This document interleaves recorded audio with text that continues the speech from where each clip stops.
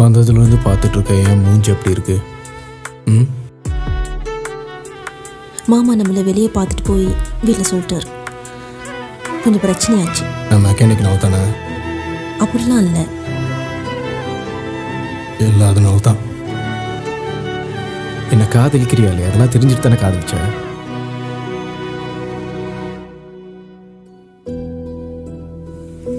உனக்காக ஒர்க் ஷாப்பில் 10 மணிக்கு நான் வெயிட் பண்ணிட்டுருப்பேன்.